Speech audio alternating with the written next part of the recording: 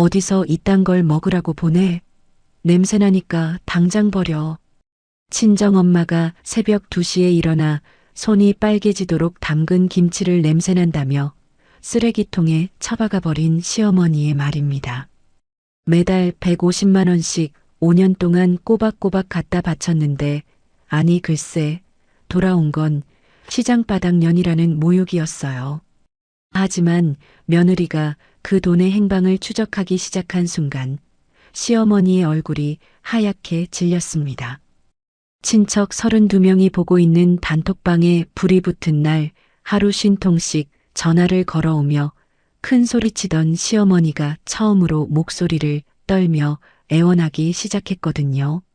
친정엄마 김치 한 통으로 시어머니의 체면과 통장을 동시에 털어버린 똑똑한 며느리의 사연, 지금 바로 시작합니다. 저는 이수진, 올해로 결혼 5년 차입니다. 중소기업 격리팀 대리로 매일 아침 7시면 사무실 의자에 엉덩이를 붙이고 남편 한재혁과 둘이 벌어 살림을 꾸려가고 있죠. 남들이 보면 평범한 맞벌이 부부인데 저희 부부에게는 매달 월급날이 돌아올 때마다 가슴이 철렁 내려앉는 숫자가 하나 있습니다. 150만 원.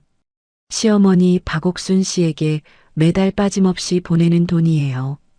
시아버지 한병수 씨가 7년 전에 돌아가신 뒤 시어머니는 시아버지 이름으로 되어 있던 아파트를 물려받아 살고 계세요. 유족연금도 나오고 있고요. 그런데 시어머니는 재혁에게 달마다 전화를 걸어 코를 훌쩍이며 말씀하셨습니다. 재혁아, 에휴, 날은 추워지는데 여기저기 안 아픈 데가 없고 참 그렇다. 나라에서 나오는 그 쥐꼬리만 한 연금 그거 얼마 안 되는 거 알지? 그거 가지고는 아파트 관리비 내고 나면 가스비에 전기세에 아주 빠듯해서 약값 하기도 힘들다. 내가 늙어서 자식들한테 짐만 되는 것 같고 엄마가 이러고 사는 게 내 아버지한테 얼마나 면목이 없는지 모른다 얘. 재혁은 아버지를 일찍 보낸 마음의 빚이 있어서 한 번도 안 된다는 말을 못했어요. 저희 부부 사이에서는 그 돈을 반쯤 웃으면서 월세라고 불렀습니다. 남의 집에 새 들어 사는 것처럼 한 달이라도 밀리면 큰일 나는 돈이었으니까요.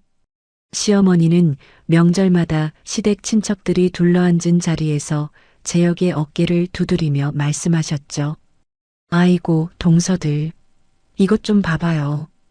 우리 재혁이가 아주 대단한 효자라니까. 매달 늙은 엄마 쓰라고 거금 150만 원을 통장에 아주 꼬박꼬박 넣어줘요. 요새 세상에 이런 아들이 대체 어디 있어? 이 녀석이 겉으로는 무뚝뚝하고 말수가 적어도 속은 얼마나 깊고 따뜻한지 몰라. 친척들이 감탄하면 시어머니는 입꼬리를 한껏 올리셨고 시댁 친척 32명이 들어있는 단톡방에도 송금 화면을 캡처해서 올리며 같은 자랑을 반복하셨습니다. 그 자리에 저도 있었어요. 늘 빠짐없이. 그런데 친척들이 자리를 뜨고 저와 단둘이 남으면 시어머니는 완전히 다른 사람이 됐습니다. 새아기, 너희 집안은 대체 뭐하는 집안이길래 결혼할 때 혼수를 그 모양 그 꼴로 해왔니? 사돈은 시장 바닥에서 김치 팔아서 딸 키웠다면서? 에휴, 그런 장사꾼 집안이 어디 우리 집안하고 격이 맞아. 내 참 기가 막혀서. 즉, 혀를 차는 소리가 방 안에 쩡하고 울렸습니다. 저는 주먹을 꽉 쥐고 무릎 위에 올려놓은 손톱이 살을 파고드는 걸 느끼면서도 입을 다물었어요. 제 친정어머니는 아버지가 돌아가신 뒤 혼자서 새벽 2시에 일어나 김치를 담가 시장에 내다 팔며 저를 대학까지 보내주신 분입니다. 그 사실을 떠올리면 속이 부글부글 끓어올랐지만 재혁이 저와 시어머니 사이에서 얼굴이 반쯤 일그러지는 걸 볼 때마다 저는 속으로 되뇌었어요. 한 번만 더 참자. 한 번만 더. 그렇게 5년을 버텨왔습니다. 회사 동기 민정이는 점심시간마다 제 얼굴을 들여다보며 젓가락을 내려놓았어요.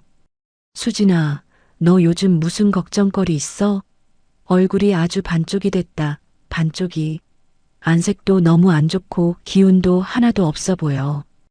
혼자 소갈이 하지 말고 나한테 다 말해봐. 무슨 일 있는 거 아니야? 아니야, 민정아.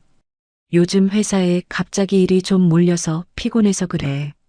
진짜 아무 일도 없으니까 걱정하지 마. 저는 웃어 넘겼지만 민정이의 눈이 믿지 않는다는 걸 알고 있었습니다. 매달 150만 원이 빠져나간 통장 잔고와 시어머니의 말들이 양쪽에서 동시에 저를 짓누르고 있다는 걸 사실 저도 모르는 척하고 있었을 뿐이에요. 어느 금요일 저녁이었습니다. 퇴근하고 지친 몸을 이끌고 현관문을 여는데 문 앞에 택배 상자 하나가 놓여 있었어요. 보낸 사람 란에 적힌 글씨를 보는 순간 저는 신발도 벗지 못하고 현관 바닥에 주저앉았습니다. 친정어머니의 삐뚤빼뚤한 손글씨. 한참을 들여다봤어요. 상자를 열자 빨간 고춧가루가 선명한 배추김치 2통과 깍두기 1통이 빼곡히 들어 있었습니다. 그 위에 접힌 편지지 한 장이 올려져 있었어요. 보잘것없는 김치지만 우리 딸 시댁 식구들 맛있게 드시라고 새벽부터 담갔다. 시어머님께도 잘 해드려라. 코끝이 시큰해져서 편지지를 가슴에 꾹 눌렀습니다. 김치 1통은 우리 집 냉장고에 넣고 나머지 1통과 깍두기는 이번 주말에 시댁을 방문할 때 직접 가져다 드리기로 마음먹었죠. 토요일 오전 재혁과 함께 시댁에 도착했습니다. 김치통과 깍두기통을 냉장고에 넣으면서 제가 인사를 드렸어요. 어머니, 저희 친정어머니가 시어머니 맛있게 드시라고 새벽부터 직접 담그신 김치예요. 아주 맛있게 잘 익었으니까 식사하실 때 꼭 챙겨 드셔보세요. 시어머니는 거실 소파에 앉은 채 고개도 돌리지 않고 텔레비전만 바라보며 대답하셨습니다. 응, 저기 냉장고 구석에다 그냥 놔. 저는 그 반응이 익숙했어요. 대수롭지 않게 넘겼고 점심을 차려드린 뒤 시댁을 나섰습니다. 그 김치가 며칠 뒤에 제 인생을 송두리째 바꿔놓을 줄은 그때는 정말 몰랐습니다. 나흘 뒤 수요일 저녁 재혁은 야근이라 집에 없었습니다. 혼자 퇴근해서 가방을 소파에 내려놓는데 시어머니한테서 문자가 1통 와 있었어요. 내일 저녁에 시댁 와라. 제이도 온다. 짧고 딱딱한 문장을 2번 읽었습니다. 신우이 제이까지 온다는 말에 목 뒤가 뻣뻣해지는 걸 느꼈어요. 또 무슨 잔소리가 기다리고 있을지 뻔했지만 안 가겠다는 말은 입 밖으로 나오지 않았습니다. 목요일 저녁 시댁 현관문을 열자 신우이 제이가 거실 소파에 다리를 꼬고 앉아 폰을 들여다보고 있었어요. 거실 테이블 위에는 시어머니가 백화점에서 사온 듯한 반찬들이 깔끔하게 차려져 있었습니다. 그런데 제가 지난 토요일에 가져다 드린 김치와 깍두기는 어디에도 보이지 않았어요. 저는 부엌으로 가서 냉장고를 열었습니다.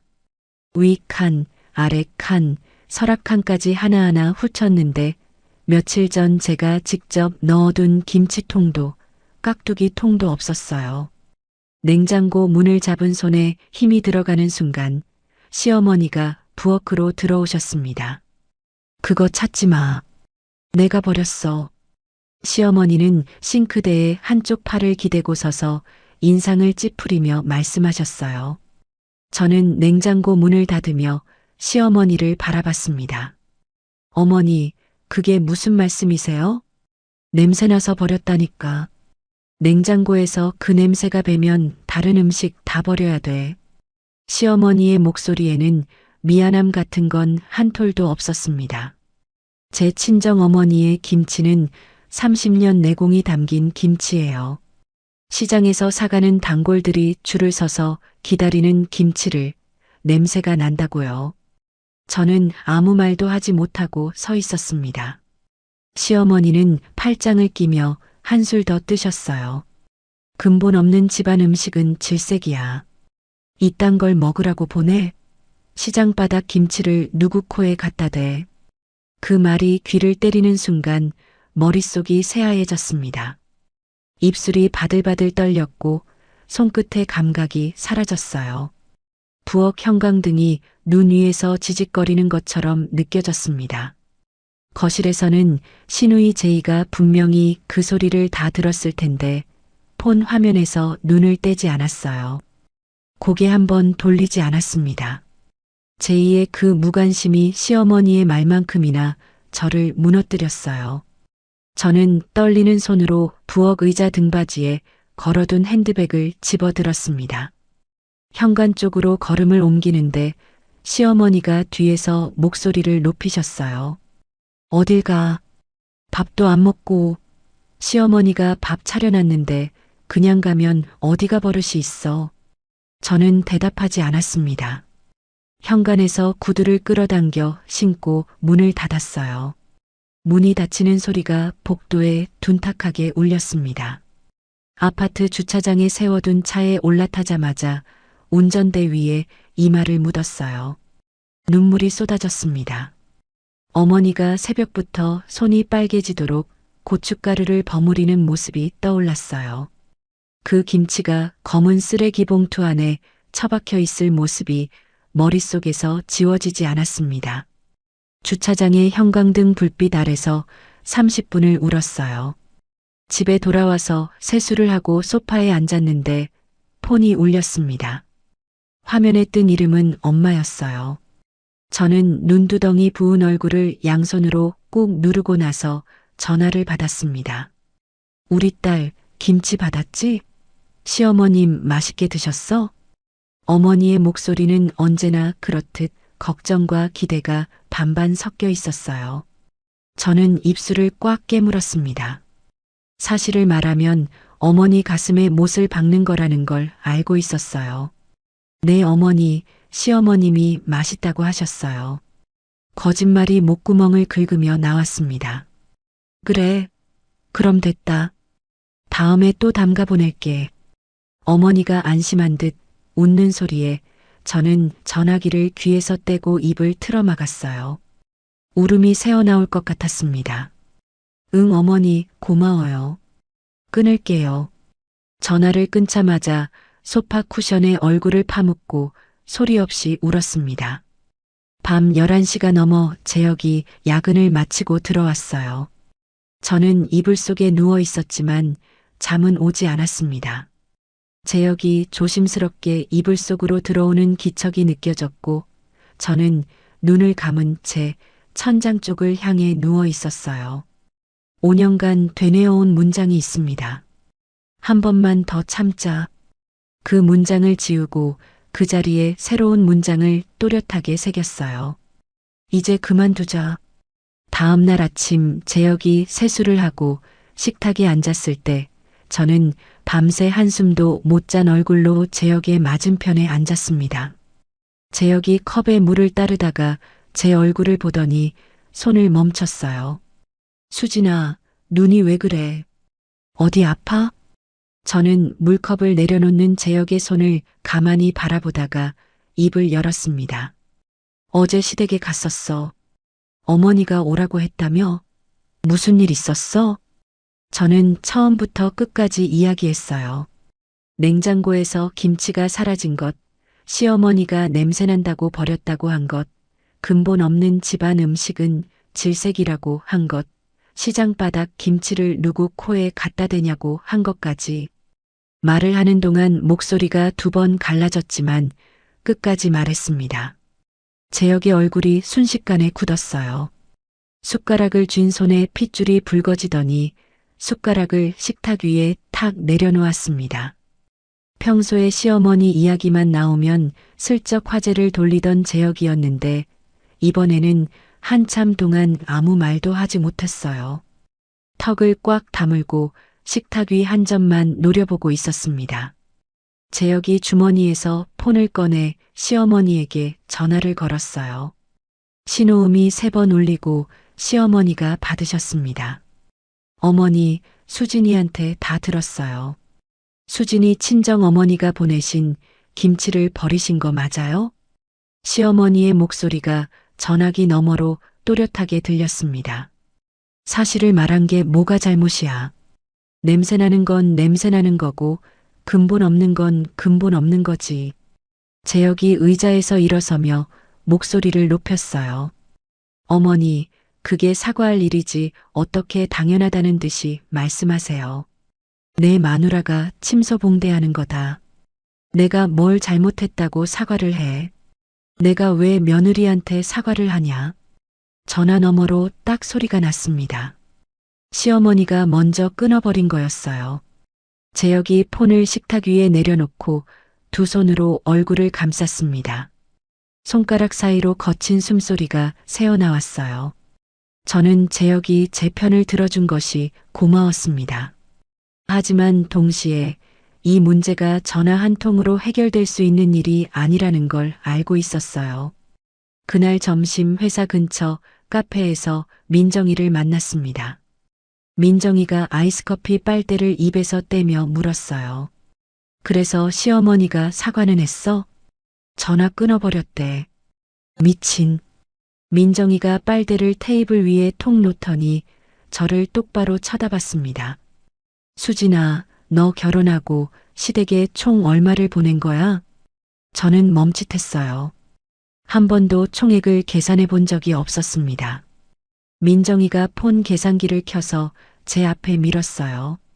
월 150만 원이면 1년에 1,800만 원이잖아. 5년이면? 제가 계산기를 두드렸습니다. 9천만 원. 거기에 명절마다 보너스, 시아버지 기일 비용, 시댁 경조사비까지 합치면 1억 원에 가까운 금액이었어요. 계산기 화면의 숫자가 눈앞에서 흐려졌습니다. 민정이가 테이블 위에 팔꿈치를 괴며 말했어요. 그 돈이면 내 친정어머니 집 전세 올려드리고도 남는다. 수진아, 이거 정상이 아니야. 저는 카페 유리창 너머로 지나가는 사람들을 멍하니 바라봤습니다. 숫자로 마주하니까 5년이라는 시간의 무게가 비로소 실감이 났어요. 그날 저녁 재혁과 마주 앉았습니다. 저는 식탁 위에 양손을 가지런히 올려놓고 재혁의 눈을 똑바로 봤어요. 재혁아, 다음 달부터 시댁 월세 끊으려고. 재혁이 젓가락을 내려놓았습니다.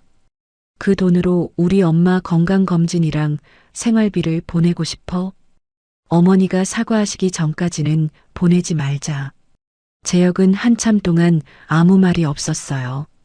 밥그릇 위에 시선을 떨어뜨린 채 입술을 몇 번 달싹이더니 긴 숨을 내쉬며 고개를 끄덕였습니다. 내 말이 맞아. 어머니가 사과하실 때까지 보내지 말자. 저는 그 주 일요일에 친정어머니를 찾아갔어요. 반지하 월세방의 좁은 현관에서 실내화를 신는데 부엌에서 어머니가 무껍질을 벗기고 계셨습니다. 어머니의 손가락 마디마디가 김치를 담그느라 휘어져 있는 게 실내 형광등 아래서 선명하게 보였어요. 엄마, 건강검진 예약 잡아드리려고요. 어머니가 칼을 도마 위에 내려놓으며 손사래를 치셨습니다. 이런 거 안 해도 된다. 돈 아까운데 뭘. 아니에요. 한 번도 안 받으셨잖아요. 이번에는 꼭 받으셔야 해요. 어머니는 한참 동안 저를 바라보시다가 젖은 손을 앞치마에 닦으며 고개를 돌리셨어요. 눈가가 붉어지는 걸 감추려는 듯 부엌 창문 쪽을 보셨습니다. 다음 달 1일 매달 자동이체로 설정해 두었던 시댁 송금 150만 원을 해지했습니다. 폰 뱅킹 화면에서 자동이체 해지 버튼을 누르는 손가락이 떨렸어요.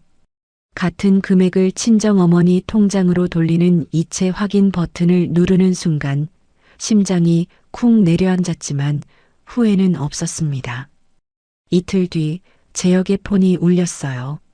화면에 어머니라는 글자가 떴고 재혁이 소파에 앉아 전화를 받았습니다. 재혁아, 이번 달 돈이 안 들어왔다. 무슨 일이야? 시어머니의 목소리는 의외로 다급했어요. 재혁이 소파 팔걸이를 잡으며 대답했습니다. 어머니, 수진이한테 사과하시기 전까지는 보내드리기 어려워요. 전화기 너머에서 잠깐 침묵이 흘렀습니다. 그리고 시어머니의 목소리가 갑자기 한 옥타브 올라갔어요. 그 돈 없으면 큰일 난다. 당장 보내. 거의 고함에 가까웠습니다. 재혁이 폰을 귀에서 살짝 대며 눈을 감았어요. 어머니, 유족연금도 나오시잖아요. 관리비 정도는 충분히 내실 수 있으시잖아요. 네가 뭘 알아? 당장 보내라니까. 재혁이 전화를 끊은 뒤 소파 등받이에 머리를 기대며 중얼거렸습니다. 유족연금의 관리비 정도는 충분히 내실 텐데 왜 저렇게까지 다급하지? 저도 같은 느낌이었어요. 뭔가 맞지 않는 게 있었습니다.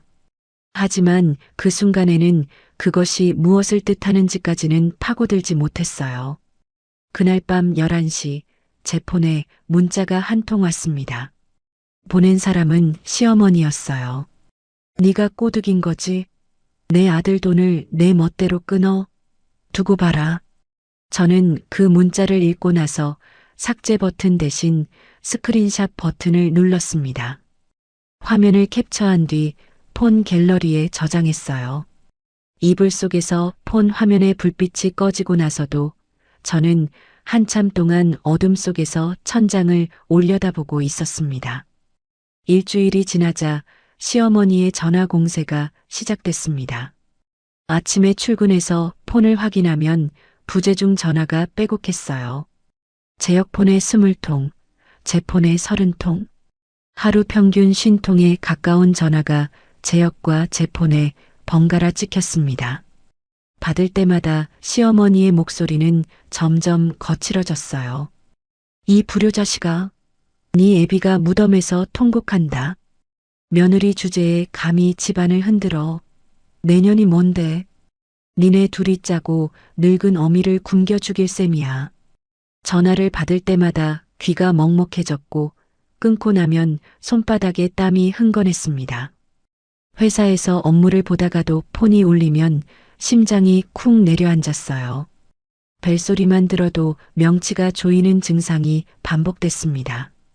시어머니는 전화만으로 부족했는지 시누이 제이를 동원했어요. 제이가 카카오톡으로 메시지를 보내왔습니다. 옳게 엄마가 밥도 못 드시고 쓰러질 지경이야. 그냥 돈 보내드려. 올케가 좀 어른스럽게 나오면 안 돼? 저는 그 메시지를 2번 읽고 폰을 식탁 위에 내려놓았습니다. 제이는 시어머니에게 월 10만 원도 보내지 않는 사람이에요. 명절에 과일 상자 하나 들고 오는 게 전부인 사람이 저에게 어른스러움을 요구하고 있었습니다. 손가락이 답장을 치려다가 멈췄고 저는 그 메시지를 읽기만 하고 답장하지 않았어요.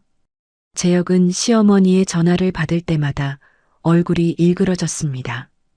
어느 날 저녁 재혁이 소파에 앉아 시어머니의 전화를 받았는데 전화기 너머로 들려오는 말에 재혁의 얼굴이 하얗게 변했어요. 너의 아버지가 살아있었으면 이런 꼴을 당하겠냐? 죽은 아버지 얼굴에 먹칠하는 놈. 이놈아. 재혁이 아무 말 없이 전화를 끊었습니다. 폰을 소파 쿠션 위에 놓더니 자리에서 일어나 베란다 쪽으로 걸어갔어요. 유리문을 열고 밖으로 나가더니 난간에 2손을 짚고 고개를 숙였습니다.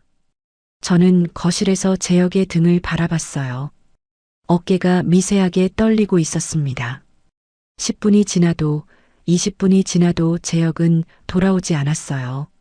저는 베란다로 나가 재혁의 옆에 섰습니다. 재혁아, 흔들리지 말자. 재혁이 난간을 잡은 손에 힘을 주며 고개를 끄덕였지만 눈이 벌겋게 충혈되어 있었어요. 저는 재혁의 팔을 잡고 거실로 데려왔습니다. 솔직히 저도 지쳐가고 있었어요.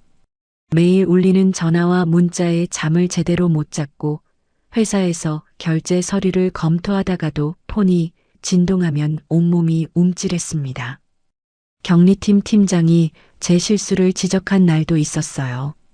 숫자를 잘못 옮겨 적은 거였는데 5년 동안 한 번도 그런 적이 없었습니다.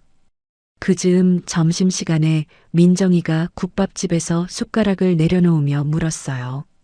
수진아, 그 폭언들 녹취 안 하고 있어? 녹취? 시어머니가 전화로 그런 말을 매일 하는 거잖아. 녹음해도 나중에 쓸 때가 있을 수도 있어. 민정이의 말에 저는 그날부터 시어머니와의 통화를 녹음하기 시작했습니다. 폰 녹음 앱을 켜고 전화를 받으면 시어머니의 목소리가 파일로 저장됐어요. 불효자식, 근본 없는 집안, 며느리 주제에 폭언들이 하나하나 파일로 쌓여갔습니다. 녹음 파일이 12개가 됐을 때 저는 그 파일들을 폰 안에 따로 폴더를 만들어 정리해뒀어요. 한편 시어머니는 주변 사람들에게도 자기 버전의 이야기를 퍼뜨리기 시작했습니다. 시댁 이모뻘 친척 경숙 아주머니가 재혁에게 전화를 걸어왔어요. 재혁아, 내 어머니한테 들었는데 며느리가 생활비를 끊었다며? 어머니가 밥도 못 드시고 있다던데 사실이야? 재혁이 소파에서 몸을 일으키며 대답했습니다. 이모, 그게 사실이 아니에요. 어머니가 수진이 친정어머니 김치를 버리시고 막말을 하셔서 사과를 요청드린 건데 사과를 안 하시는 거예요. 경숙 아주머니는 잠깐 침묵하더니 한마디를 했어요. 그래도 어른인데. 재혁이 입술을 꽉 다물었습니다. 전화를 끊은 재혁이 폰을 식탁 위에 탁 내려놓으며 말했어요. 이모한테까지 자기식으로 말씀하신 거야. 어른인데, 어른인데. 그 한마디면 다 용서가 되나. 저는 점점 이 상황이 단순한 갈등이 아니라는 걸 깨닫고 있었습니다. 시어머니는 자신에게 매달 들어오던 돈줄이 끊긴 것에 이렇게까지 필사적이었어요. 유족연금도 받고 아파트도 본인 명의인데 150만 원이 끊겼다고 하루에 50통씩 전화를 하고 친척들까지 동원하고 아들 집 앞까지 찾아오는 게 정상인가 싶었습니다. 저녁을 먹다가 저는 젓가락을 내려놓고 조심스럽게 물었어요. 재혁아, 혹시 어머니 명의로 나가는 자동이체가 내 통장에 걸려 있는 거 아니야? 재혁이 밥을 씹다가 멈췄습니다. 아버지 돌아가시고 어머니가 내 통장을 한동안 관리하신 적 있는데 그때 뭘 해놓으셨는지는 나도 자세히 모르겠어. 재혁의 그 모른다는 대답이 오히려 제 의심을 키웠어요. 뭔가 있다는 느낌이 목 뒤를 스쳤습니다. 그 주말 토요일 오후 초인종이 연타로 울렸습니다. 한 번, 두 번이 아니라 쉬지 않고 딩동딩동 울렸어요. 재혁과 저는 거실에서 서로를 바라봤습니다. 수진아, 문 열어. 재혁아. 시어머니의 목소리였어요. 예고도 없이 우리 집 앞까지 찾아오신 겁니다. 내가 여기까지 왔는데 문도 안 열어. 이게 사람이 할 짓이야. 아파트 복도에 시어머니의 고함이 울려 퍼졌고 옆집 문이 열렸다가 닫히는 소리가 들렸어요. 저는 재혁의 팔을 잡았습니다. 열지 마. 재혁이 입술을 깨물며 고개를 끄덕였어요. 저희는 문을 열지 않고 버텼습니다. 시어머니는 30분간 초인종을 누르고 문을 두드리고 소리를 지르다가 돌아가셨어요. 현관문 앞이 조용해지고 나서 저는 폰을 꺼내 아파트 관리사무소 번호를 찾았습니다.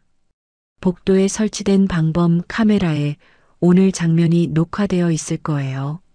저는 관리사무소에 전화를 걸어 해당 시간대 영상 보존을 요청했습니다. 폰을 내려놓고 재혁을 바라봤어요. 재혁의 눈이 충혈되어 있었고 저도 손끝이 차갑게 식어 있었습니다. 하지만 한 가지는 확실해졌어요. 이 싸움은 감정으로 끝내서는 안 되고 증거와 사실로 마무리해야 한다는 것을요. 다음 주 월요일 저는 오전 반차를 냈고 재혁은 오전 외근 일정을 비웠습니다. 둘이 나란히 재혁의 급여 통장 거래 은행에 들어섰어요. 재혁이 창구 직원에게 본인 명의 계좌의 전체 거래 내역 조회를 요청했습니다. 직원이 신분증을 확인하고 키보드를 두드리더니 프린터에서 종이 뭉치가 쏟아져 나왔어요. 5년치 내역이었습니다. 재혁이 출력물을 받아들고 대기석에 앉았어요. 저는 재혁의 옆에 앉아 함께 종이를 한 장씩 넘겼습니다. 처음에는 평범한 급여 입금과 생활비 출금이 나열되어 있었어요. 그런데 한 가지 패턴이 눈에 들어왔습니다. 매달 저희가 150만 원을 시어머니에게 입금하면 바로 그 다음날 동일한 금액 150만 원이 자동이체로 빠져나가고 있었어요. 수취인 이름은 박옥순, 시어머니 본인 명의였습니다. 저는 종이 위의 숫자를 손가락으로 짚으며 한 줄 한 줄 따라갔어요. 1월, 2월, 3월, 4월. 한 달도 빠짐없이 같은 패턴이 반복되고 있었습니다. 5년 동안, 60개월 동안 단 한 번의 예외도 없이요. 재혁이 종이를 쥔 손이 부들부들 떨렸어요. 은행 의자 등받이에 힘없이 기대며 천장을 올려다 봤습니다. 나한테 생활비가 부족하다고 매달 울면서 전화하셨잖아. 재혁의 목소리가 갈라졌어요. 저는 종이 뭉치를 무릎 위에 올려놓고 다시 한번 수취인 정보를 확인했습니다. 박옥순, 시어머니 본인 명의 계좌로 자동이체가 걸려 있었어요. 저희가 매달 보낸 150만 원은 시어머니의 생활비로 쓰인 게 아니었습니다. 입금되자마자 고스란히 빠져나가고 있었던 거예요. 그 돈이 시어머니 계좌에서 다시 어디로 갔는지 적금인지 보험인지는 타인 명의라 은행에서 확인할 수 없었어요. 하지만 확실한 건 하나였습니다. 시어머니는 유족연금으로 생활하면서 저희가 보낸 돈은 한 푼도 생활비로 쓰지 않고 빼돌려왔다는 사실이요. 저는 창구 직원에게 다시 가서 5년치 자동이체 출금 내역만 따로 뽑아달라고 요청했습니다. 직원이 출력해준 종이 하단에 합산 금액이 찍혀 있었어요. 9천만 원. 은행 직인이 선명하게 찍힌 그 종이를 손에 쥐는 순간 분노보다 허탈함이 먼저 밀려왔습니다. 5년 동안 이를 악물고 아꼈어요. 점심을 김밥 한 줄로 때운 날도 있었고 코트가 낡아도 한철 더 입었어요. 그렇게 모은 돈이 시어머니의 통장을 스쳐가는 숫자에 불과했다는 게 믿기지 않았습니다. 은행을 나와 주차장에 세워둔 차에 탔어요. 재혁은 운전석에 앉아 한참을 말없이 시동도 걸지 않았습니다. 두 손으로 운전대를 쥐고 고개를 숙인 채 어깨가 들썩였어요. 수진아, 어머니한테 직접 따지겠어. 저는 재혁의 팔을 잡았습니다. 지금 감정적으로 가면 오히려 역이용당해. 증거를 완벽하게 갖추고 움직이자. 재혁이 운전대 위에 이마를 묻었다가 천천히 고개를 들었어요. 충혈된 눈으로 저를 바라보더니 힘없이 고개를 끄덕였습니다. 집에 돌아와 저는 컴퓨터를 켜고 폴더를 하나 만들었어요. 폴더 이름은 증거라고 적었습니다. 그 안에 하나하나 자료를 옮겨 담기 시작했어요. 5년치 이체 내역 출력본, 자동이체 수취인이 박옥순으로 찍힌 은행 서류, 시어머니의 폭언 녹취 파일 12건, 문자 스크린샷 23장, 아파트 복도 방범 카메라 영상 보존 요청 메모, 날짜 순으로 분류해서 정리했습니다. 다음 날 점심시간에 민정이에게 은행에서 확인한 내용을 말했어요. 민정이가 국을 떠먹다가 숟가락을 그릇에 탁 놓았습니다. 9천만 원을 빼돌렸다고? 이건 그냥 넘어갈 일이 아니야. 변호사한테 상담받아봐. 민정이가 폰을 꺼내 연락처를 뒤지더니 번호 하나를 제 폰으로 보내줬어요. 우리 남편이 거래하는 법무법인이야. 거기 변호사가 일 잘한다고 했어. 다음 날 점심시간에 회사 비상계단에서 그 변호사에게 전화 상담을 했습니다. 상황을 설명하고 은행 서류 내용을 읽어드리자 변호사가 차분한 목소리로 말했어요.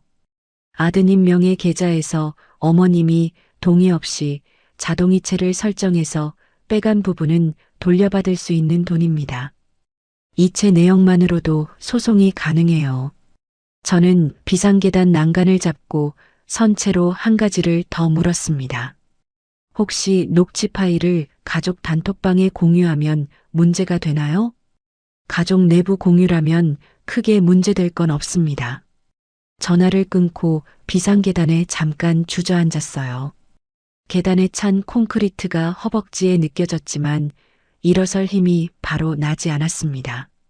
그 주에도 신우이 제이는 계속 메시지를 보내왔어요.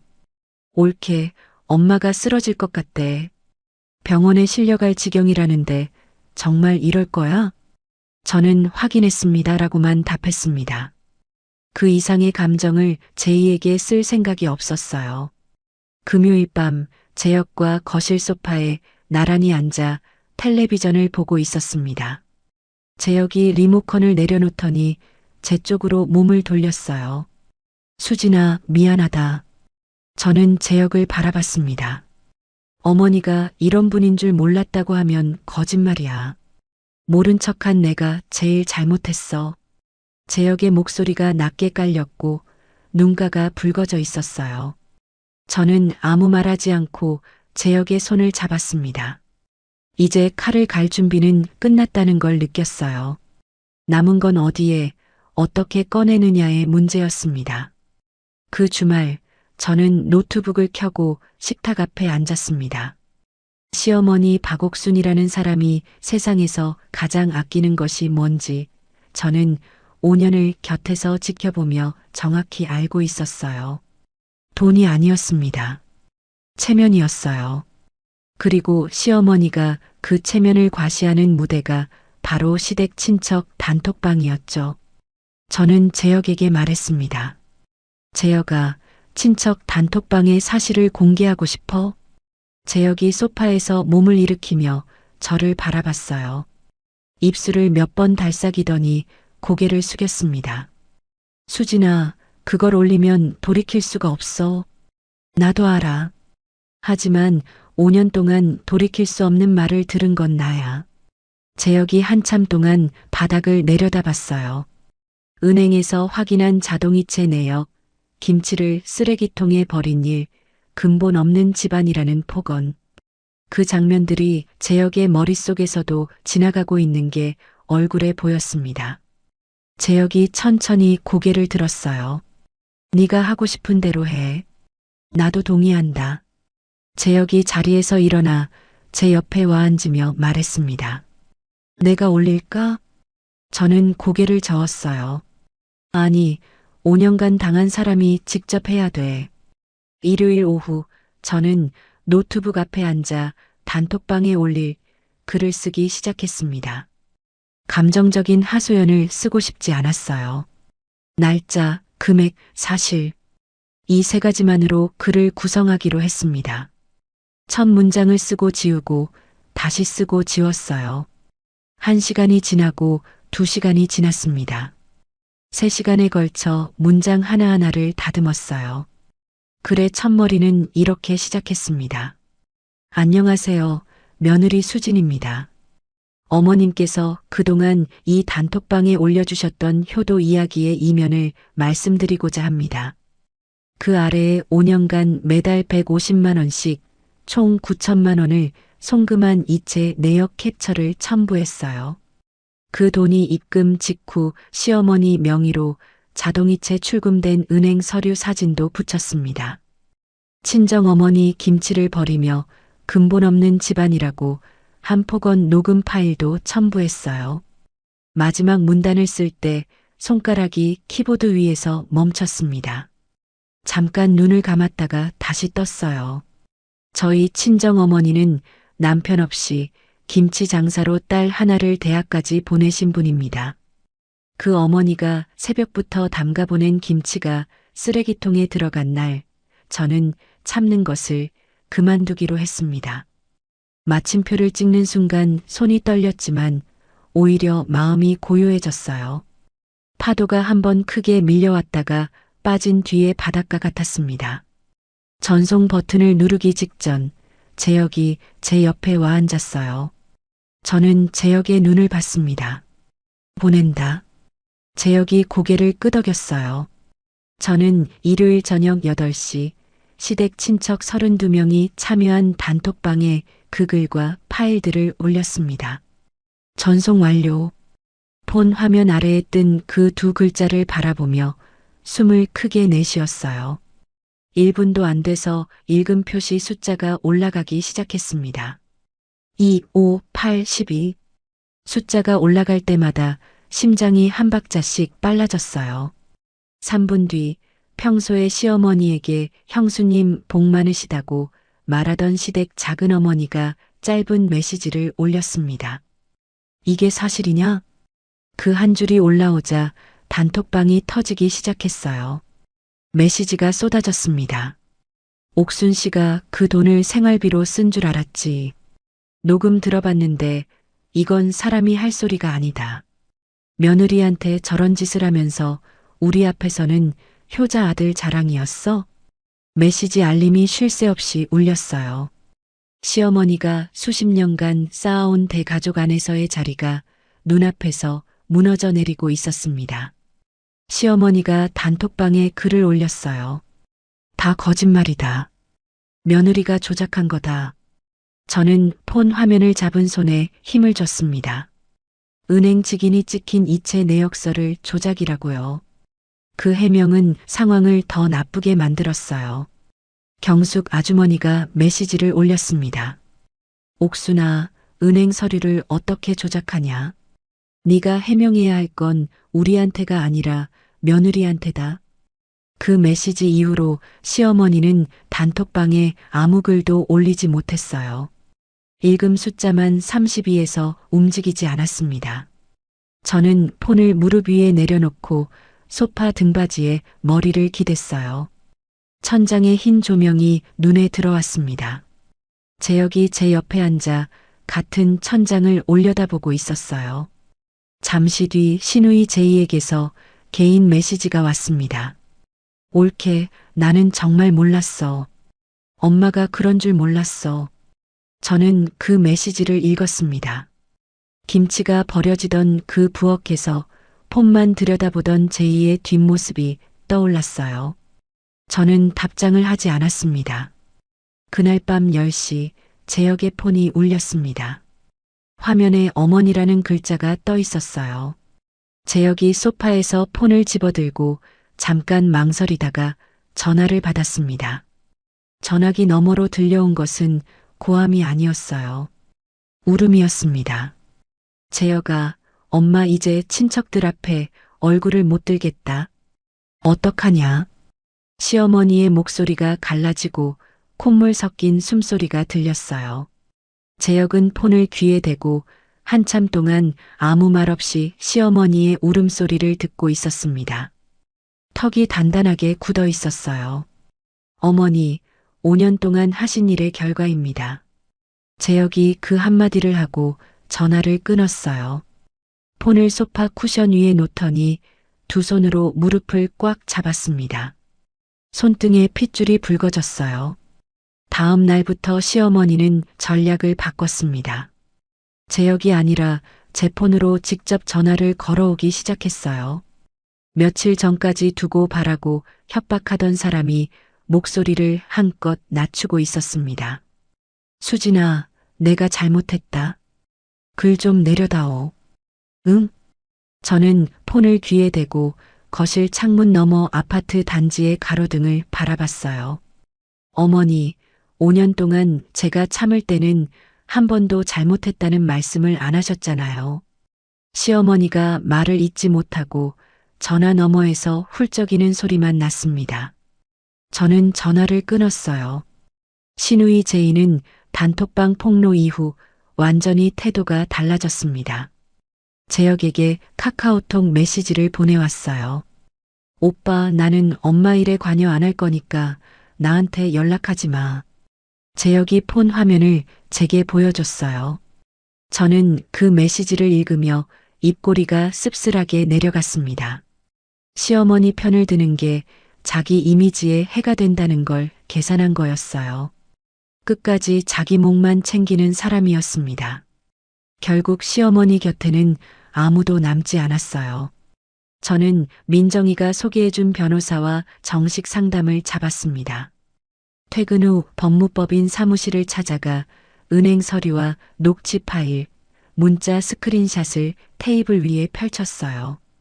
변호사가 서류를 한 장씩 넘기며 고개를 끄덕이더니 말했습니다.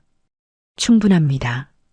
아드님 명의 계좌에서 동의 없이 빼간 9천만 원 돌려받을 수 있어요.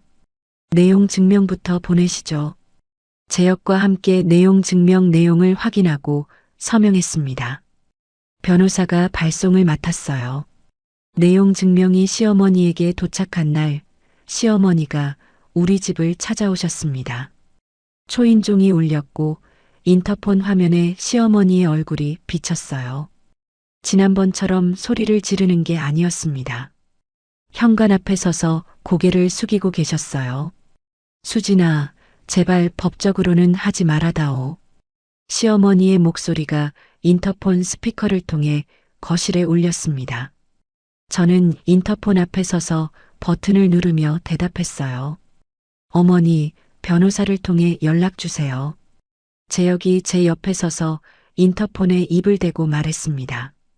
어머니, 사과도 중요하지만 빼돌린 돈을 돌려주시는 게 먼저예요. 인터폰 화면 속에서 시어머니가 고개를 더 숙이셨어요. 30분간 문 앞에 서 계시다가 돌아가셨습니다. 2주가 지났어요. 시어머니 쪽 변호사에게서 연락이 왔습니다. 의뢰인이 해당 금액을 돌려드릴 의사가 있고 합의를 원합니다. 저는 재혁과 함께 변호사 사무실에서 합의 조건을 상의했어요. 금액 반환은 받아들이되 저는 한 가지 조건을 더 달았습니다. 앞으로 며느리와 며느리 친정에 대해 어떤 비하 발언도 하지 않겠다는 각서를 쓰셔야 합니다. 변호사가 조건을 시어머니 측에 전달했어요. 다음 날 시어머니 쪽 변호사에게서 답이 왔습니다. 의뢰인이 각서 조건은 받아들일 수 없다고 합니다. 내가 무슨 범죄자냐 라고 하셨습니다. 저는 폰을 귀에서 떼지 않고 조용히 말했어요. 그러시면 소송으로 가겠습니다. 3일 뒤 시어머니 쪽에서 다시 연락이 왔습니다. 각서 조건을 수락하겠다는 내용이었어요. 친척들 사이에서 완전히 고립된 상황에 소송까지 걸리면 남은 체면마저 사라진다는 걸 계산하신 거였죠. 시어머니는 적금을 조기 해지해서 9천만 원을 한꺼번에 재혁명의 계좌에 입금하셨습니다. 체면 회복을 위해 무리하게 해지한 거라는 게 금액이 한 번에 찍힌 걸 보고 느껴졌어요. 입금 확인 문자가 뜬 날 저녁, 재혁이 소파에 앉아 폰을 들었습니다. 시어머니에게 마지막으로 전화를 걸었어요. 어머니, 돈은 확인했습니다. 재혁이 잠깐 말을 멈췄어요. 목젖이 위아래로 움직였습니다. 하지만 어머니가 진심으로 변하셨다는 걸 제가 느낄 때까지 연락은 쉬겠습니다. 전화기 너머에서 아무 소리도 들리지 않았어요. 재혁이 3초를 기다렸다가 전화를 끊었습니다. 폰을 무릎 위에 내려놓은 재혁의 눈에 눈물이 고여 있었어요. 입술을 꽉 깨물고 있었지만 턱이 미세하게 떨리고 있었습니다. 5년간 아들로서 외면해온 것들의 무게가 재혁의 어깨 위에 한꺼번에 내려앉은 거였어요. 저는 아무 말하지 않고 재혁의 손을 잡았습니다. 재혁이 제 손을 꽉 쥐었어요. 거실의 시계 초침 소리만 두 사람 사이에서 째깍거렸습니다. 2달이 지났습니다. 반환받은 9천만 원 중 일부로 저는 친정어머니의 이사를 준비했어요. 어머니가 30년을 사신 반지하 월세방은 여름이면 벽에 물이 맺히고 겨울이면 창문 틈으로 찬바람이 들어오는 곳이었습니다. 저는 같은 동네 지상층 방에 전세 계약을 잡았어요. 이삿날 아침 저는 재혁과 함께 어머니 짐을 날랐습니다. 짐이라고 해봐야 낡은 이불 보따리 몇 개와 그릇 상자, 그리고 김치 담그는 도구들이 전부였어요. 어머니가 30년을 사신 흔적이 고작 트럭 한 구석을 채우는 양이라는 게 가슴을 눌렀습니다. 새 방에 짐을 풀고 나자 어머니가 거실 한가운데 서셨어요. 창문으로 햇볕이 쏟아져 들어왔습니다. 어머니의 얼굴 위로 따뜻한 빛이 내려앉았어요. 어머니는 한참 동안 말없이 창밖을 바라보셨습니다. 반지하에서는 볼 수 없었던 하늘이 창문 가득 들어와 있었어요. 저는 어머니의 뒤에 서서 어머니의 등을 바라봤습니다. 작고 굽은 등이었어요. 그 등으로 30년을 버텨오신 거였습니다. 저는 그날 어머니에게 그동안의 일을 처음부터 솔직하게 말씀드렸어요.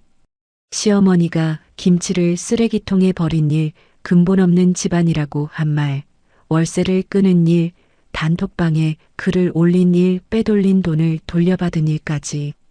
어머니는 식탁 의자에 앉아 앞치마 끝을 쥐고 한참을 들으셨어요. 말이 끝나자 어머니의 고개가 천천히 숙여졌습니다. 앞치마를 쥔 손가락 마디에 힘이 들어가는 게 보였어요. 어깨가 떨리기 시작했고 소리 없이 눈물이 떨어졌습니다. 한참을 우시더니 어머니가 고개를 들고 입을 여셨어요. 내가 돈이 없어서 네가 시집에서 그런 소리를 들은 거다. 어머니의 목소리가 갈라져 나왔습니다. 저는 어머니 앞에 무릎을 꿇고 앉아 어머니의 손을 잡았어요. 김치를 담그느라 거칠어진 손이었습니다. 손가락 마디마디가 휘어져 있었어요. 엄마 잘못이 아니에요. 잘못한 건 그쪽이에요. 어머니가 제 손을 꽉 쥐셨습니다. 두 사람 다 한동안 아무 말이 없었어요. 새 방 창문으로 들어오는 햇볕이 어머니와 저의 겹친 손 위에 내려앉았습니다. 저는 중단된 시댁 월세 150만 원을 다시 보내는 대신 그 돈으로 매달 친정어머니 생활비를 보내기로 재혁과 이미 합의해둔 상태였어요. 재혁에게 처음 말했을 때 재혁은 밥을 먹다가 숟가락을 내려놓으며 말했습니다. 당연한 거지.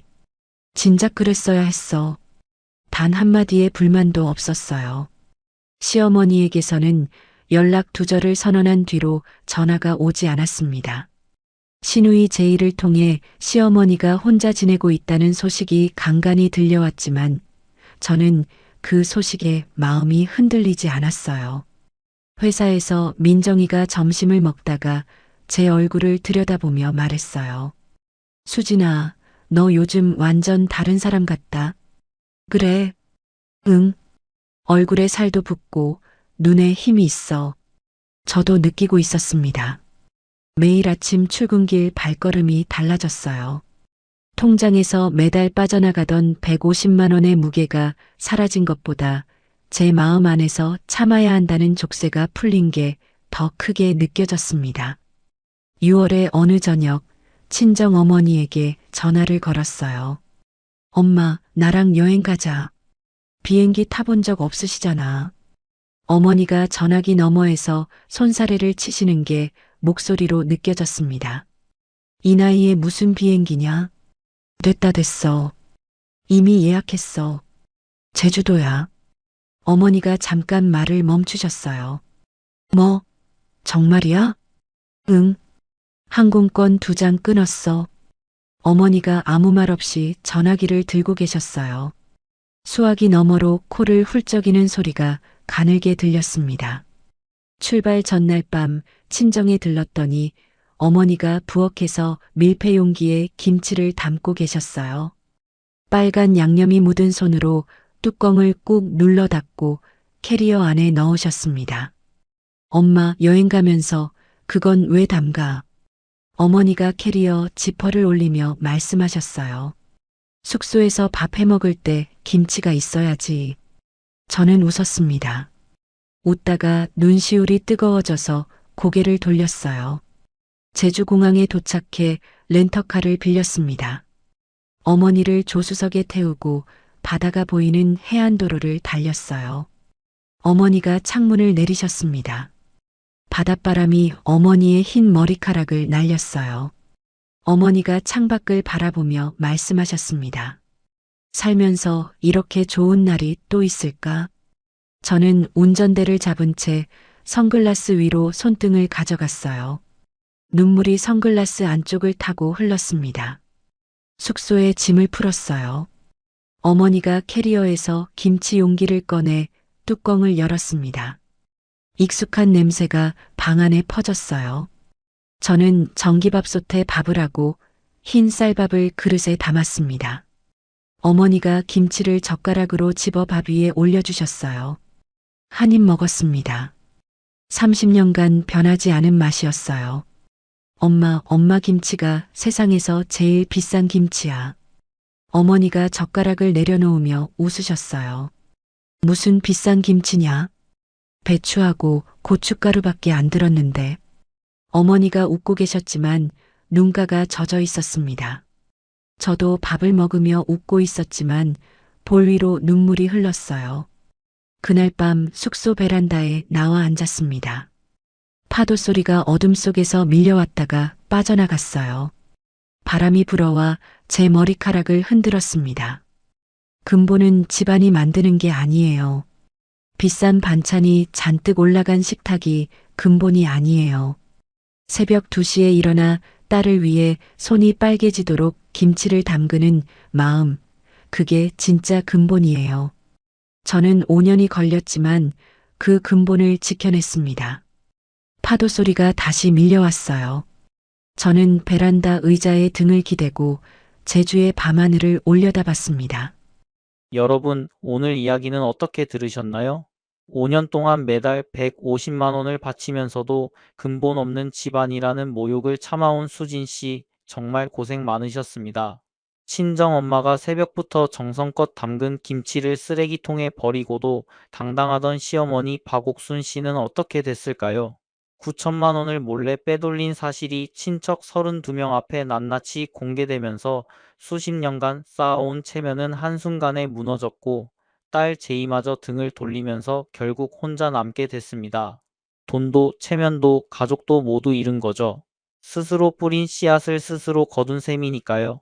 반면 수진 씨는 되찾은 돈으로 30년 반지하에서 사시던 친정어머니를 햇볕 드는 방으로 이사시켜드렸고 난생 처음 어머니 손을 잡고 제주도 비행기에 올랐습니다. 숙소에서 엄마가 캐리어에 넣어온 김치를 꺼내 흰 쌀밥 위에 올려 먹던 그 장면 생각하면 아직도 마음이 뭉클합니다. 혹시 시청자 여러분 중에도 마음속에 꾹꾹 눌러놓은 이야기가 있으신가요? 수진 씨의 사연이 조금이나마 위로가 되셨기를 바랍니다.